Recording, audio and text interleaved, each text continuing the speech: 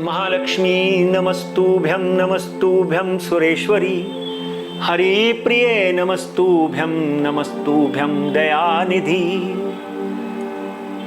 महालक्ष्मी के और माता के नवरात्रे चल रहे हैं। 1, 2, 3 और 4 यानी 3 नवरात्रों के 3 नेता हमने पकड़े। टाइम महाराष्ट्र की ये प्रस्तुति आपने देखी, विशेष प्रस्तुति जिसको लाखों लोग सराह रहे हैं, उसके लिए मैं और टाइम महाराष्ट्र के एडिटर इन चीफ और पूरी टीम राजेश कोचरेकर के साथ आपका आभार प्रकट करती है।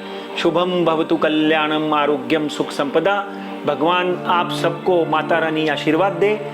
पहली माता के साथ में हमने आदरणीय नरेंद्र मोदी जो माता के साधक हैं, और बाद में दूसरी माता के साथ नितिन गडकरी जो हमारे महाराष्ट्र के दिग्गज नेता हैं, जिन्होंने महाराष्ट्र का नाम पूरे विश्व में रोशन किया। इतनी अच्छी सड़कें और सड़क का काम किया कि मुझे नहीं लगता कि इतना कोई भी भारतीय जनता पार्टी का नेता इतना सक्षम है। तीसरे नेता जो भारतीय जनता पार्टी और भारतीय राजनीति का ध्रुवीकरण बदलने वाले हैं, जिनको आप चाणक्य कह सकते हैं, कौटिल्य कह सकते हैं, देश की शक्ल बदलने वाले, उनका नाम आदरणीय अमित भाई शाह। इन 3 नेताओं के बारे में हम बात कर चुके हैं। आज हम थोड़ा सा विरोधी पक्ष की तरफ चलेंगे। विरोधी पक्ष में सबसे पहला बड़ा नाम है मिसिस सोनिया गांधी एंड उनके सपुत्र श्री राहुल गांधी। राहुल राजीव गांधी जिनका नाम है। राहुल जो हैं, उनकी जब हम कुंडली का अध्ययन करते हैं तो बहुत सी चीजें सामने आती हैं। परिवार की पृष्ठभूमि लेकर चला हुआ बच्चा जिसको अभी तक सफलता नहीं मिली है। देखिए, सफलता उनको कहां मिली? स्टेट्स में मिली। वहां पर भी उनको आधी सफलता मिली और आधी सफलता भारतीय जनता पार्टी ने अपनी निपुणता के साथ वापस ले ली। चाहे महाराष्ट्र है, चाहे कर्नाटका है, चाहे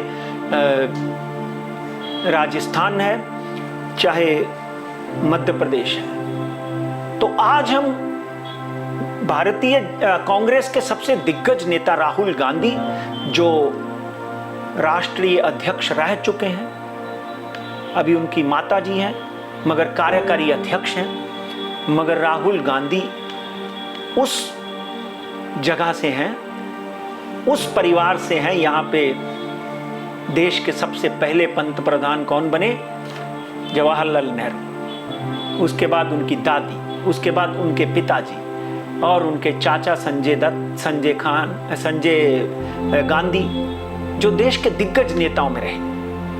जो परिवार इतनी कुर्बानियां दे चुका है, इतने प्राइम मिनिस्टर दे चुका है, तो उनकी कुंडली का अध्ययन करके मैं बड़ा गौरवान्वित होता हूं। 19/6/1970 9:30 सुबह सफदरजंग हॉस्पिटल, सफदर और दिल्ली। बड़ी आश्चर्य की बात यह है कि वृश्चिक राशि, आप बोलेंगे आश्चर्य की बात क्या है? आदरणीय नरेंद्र मोदी की भी वृश्चिक राशि है। इसलिए आदरणीय अमित शाह की भी नितिन गडकरी की भी वृश्चिक राशि है। तो वृश्चिक और कर्क राशि का बहुत बड़ा संबंध है पॉलिटिक्स में, ध्यान रखिए आप। अब कर्क राशि, कर्क लगन की बात करें तो राहुल गांधी का कर्क लगन है। कई जगह पे मिथुन लगन भी बताया गया है, मगर ध्यान रखिए, आदरणीय जवाहरलाल नेहरू से लेकर बराक ओबामा तक कर्क लगन, कर्क राशि के लोग राजनीति में जितने सफल हुए हैं, क्योंकि कर्क राशि का स्वामी चंद्रमा है और चंद्रमा एक राशि में 1.5 से 2 दिन रहता है। अस्थिरता रहती है, और अस्थिरता और भय तो जीवन में आगे लेकर जाता है, क्योंकि किसी ने कहा है भय बिन प्रीत न होए। अगर आप भयभीत नहीं है तो भोंदू हो जाते हो। अगर आपको डर नहीं है कि मैं पास होऊंगा कि नहीं होगा, तो आप बैठ जाओगे और फेल हो जाओगे। इसलिए कर्क लगन, कर्क राशि के लोग, डेफिनेटली सोनिया जी का भी मैंने देखा है कि कर्क राशि है। तो कहीं ना कहीं इनकी कुंडली में कर्क राशि के लगन में शुक्र बैठा हुआ है। शुक्र और चंद्रमा की युति आदमी को प्रेशर में रखती है, जो वो अब तक रहे। कभी उनको लोग पप्पू कहते हैं। मुझे एक सवाल आया जनता से कि उनको लोग पप्पू क्यों कहते हैं। मित्रों, एक बात ध्यान रखिए, स्वर्गीय श्रीमती इंदिरा गांधी को लोग गूंगी गुड़िया कहते थे।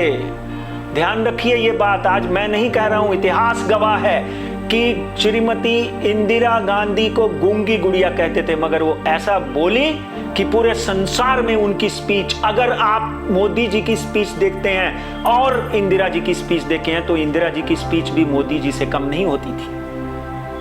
ऐसी दहाड़ी कि दुनिया देखती रह जाएगी, ऐसा दहाड़ेगा पप्पू कि पूरी दुनिया को दुनिया देखती रह जाएगी। ठीक है, मजाक मस्ती चलती रहती है, जुमले चलते रहते हैं। सबसे बड़ी इंपॉर्टेंट बात यहां पर एक बात ध्यान रखिए, जो कुंडली के जानक लोग हैं, पीपल हु नोज हॉरोस्कोप, आदरणीय मनमोहन सिंह की बात करना मैं यहां जरूरी समझता हूं। 11 मतलब कुंभ राशि का राहु, 5 नंबर मतलब सिंह राशि का केतु, और 2001 में मनमोहन सिंह की कुंडली में राहु की महादशा लगी। एक वाहद एक ऐसा पंडित था 2004 में जो बोल रहा था कि आदरणीय अटल बिहारी वाजपेयी का इंडिया शाइनिंग धूल में मिल जाएगा, अगला प्रधानमंत्री मनमोहन सिंह होगा। उठा के देख लीजिए गूगल, उठा के देख लीजिए 3000 न्यूज़पेपर जिन्होंने पहले पेज के ऊपर यह छापा था, और बड़े बड़े दिग्गज नेताओं ने आकर मुझे शत शत प्रणाम किया था। 11 और 5 ऐसा समीकरण है कि भारतीय राजनीति में मनमोहन सिंह जो बनना नहीं चाहते थे, सोनिया गांधी ने कुर्ता पकड़ के उनको कुर्सी पे बिठाया और बोला तुम पीएम बनोगे। तो राहुल गांधी जो इंदिरा जी का पड़पोत्र, राजीव गांधी का पुत्र, क्यों नहीं बन सकता प्राइम मिनिस्टर? एक बात ध्यान रखिए, इनकी यात्रा जैसे शुरू होती है वो होती है शनि की महादशा से। शनि इनका मंगल की राशि में है। 18/6/1970, 3/12/1970 तक डेफिनेटली बचपन में बीमार भी रहे होंगे। फिर बात आती है बुद्ध की 3/12/1970, 3/10/1989। शिक्षा तो हुई, मगर शिक्षा में रुकावटें बहुत हुई, कोई बोले ना बोले। यहां पर तो देश के दिग्गज नेता फेक डिग्रियां लेकर घूम रहे हैं, मगर राहुल गांधी की शिक्षा हुई, और वो भी विदेश में हुई, पढ़े लिखे हैं, सभ्यता, भाषा, प्रेम, वाणी सब जानते हैं। मगर समय अगर साथ में नहीं है तो आप कुछ नहीं कर सकते। भाग्य जायते सर्वदा न पुरुषुम न कौशलम। तो 1989 के बाद एक बड़ा ही खराब समय इस बच्चे के ऊपर आया। 3/10/1979 यानी 3/10/1989 केतु की महादशा लगी। ये वही केतु है जिसने देवेंद्र फडणवीस को 108 विधायक लाने के बाद भी बाहर बिठा दिया। समझ लीजिए आप बात को, ये वही केतु है जिसने राजीव गांधी, राहुल गांधी के पिता की हत्या करवा दी। ग्रह दशा में लिखा हुआ है कि केतु, राहु, शुक्र, शनि अगर सूर्य के साथ बैठे हैं तो सूर्य पिता है, और ये चारों ग्रह राक्षस है।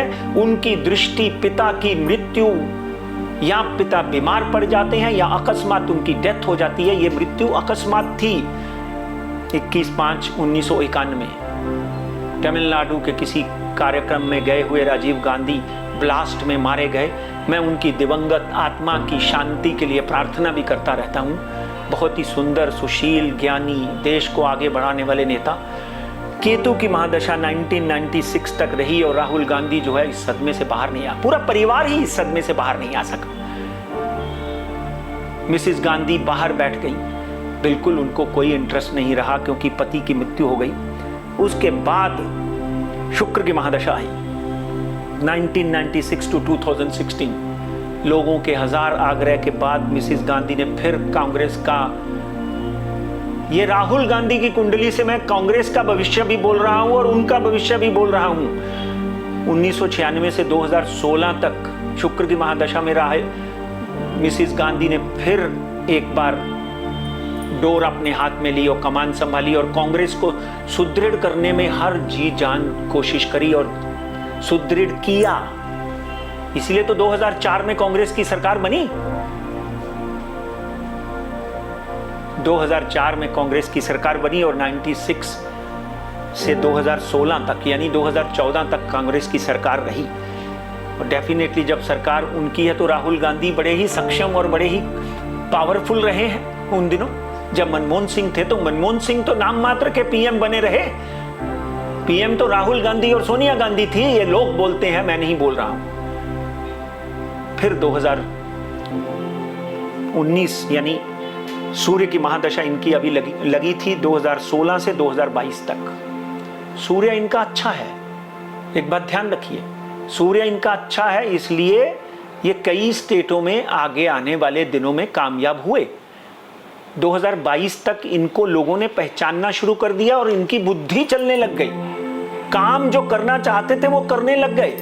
कर्क राशि का स्वामी चंद्रमा है, आगे देखिए बहुत इंपॉर्टेंट भविष्यवाणी है, 2022 से 2032 तक इनकी चंद्रमा की महादशा लगी हुई है।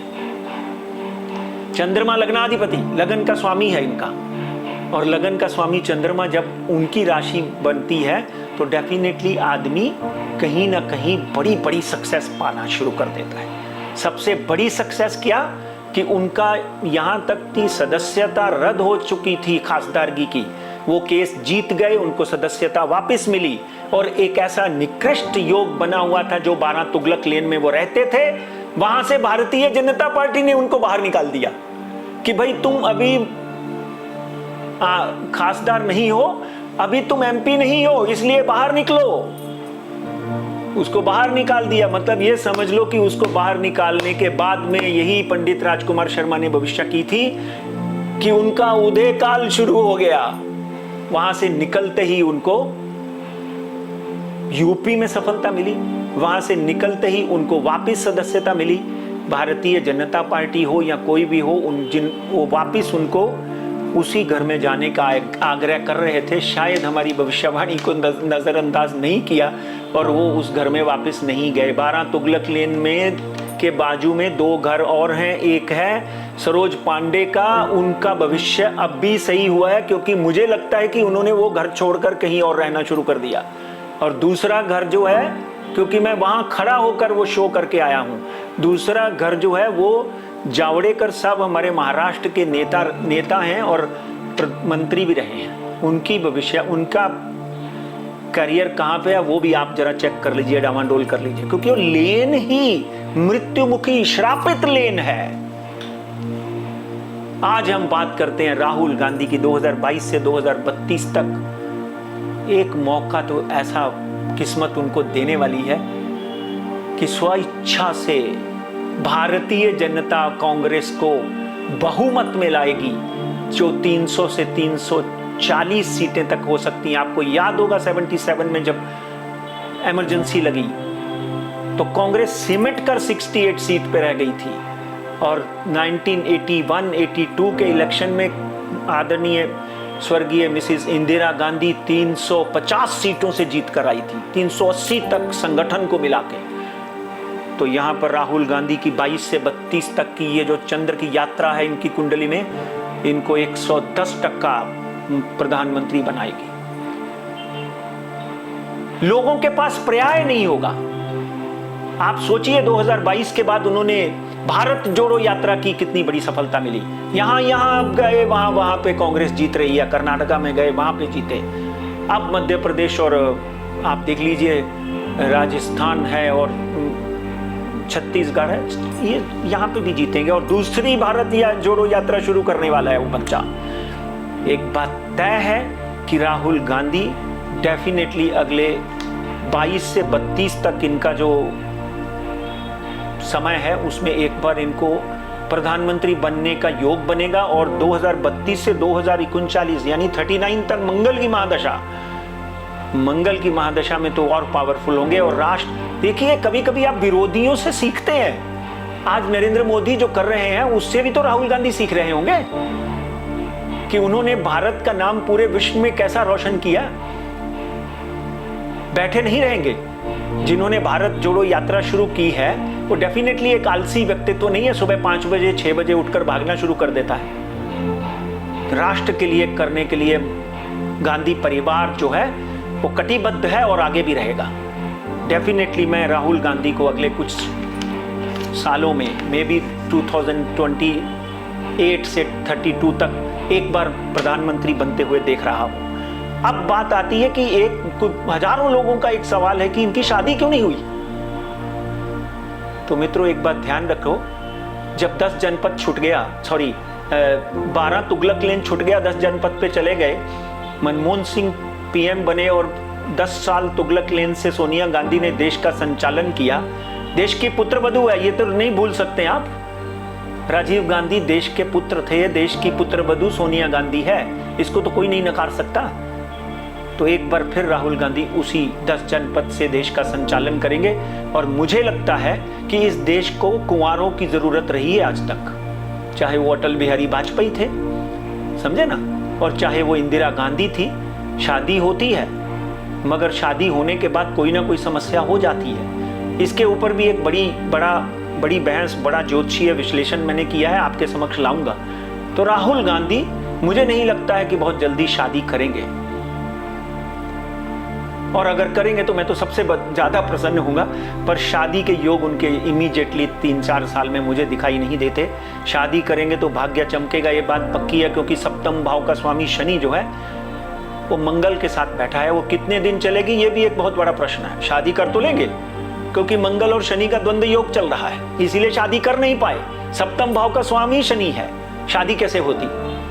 ना हुई, तो करते भी तो ना हो पाती। कोई ना कोई अड़चन, कोई ना कोई रोड़ा अटक जाता। इसलिए मंगल की महादशा तक 3/12/2039 तक मैं राहुल गांधी को एक बार नहीं 2 बार प्रधानमंत्री बनते हुए देखता हूं। वापिस हम अगले मंत्री जी की बात करेंगे। आज राहुल गांधी जी के लिए शुभेच्छा देते हुए और कांग्रेस को ऑल द बेस्ट कहते हुए, मगर 2024 में कांग्रेस जो है डेफिनेटली एक विरोधी पक्ष में बहुत बड़ी मजबूती से आएगी। ये बात भूलिए मत। भारतीय जनता पार्टी और नरेंद्र मोदी जीतते हुए दिखाई देते हैं, मेरी पिछली भविष्यवाणी आपने देखी है। मगर यहां पर कांग्रेस विरोधी, अगर विरोधी मजबूत है तो विरोधी मजबूत होगा 2024 में। इसलिए कांग्रेस के लिए भी मैं प्रार्थना करता हूं और भारतीय जनता पार्टी के लिए भी दुआ करता हूं कि भगवान इन सबको देश की सेवा करने के लिए शक्ति दे, माता रानी इनको ताकत बख्शे ताकि ये राष्ट्र की सेवा करें। उसके बाद अगली भविष्यवाणी तक नमस्कार।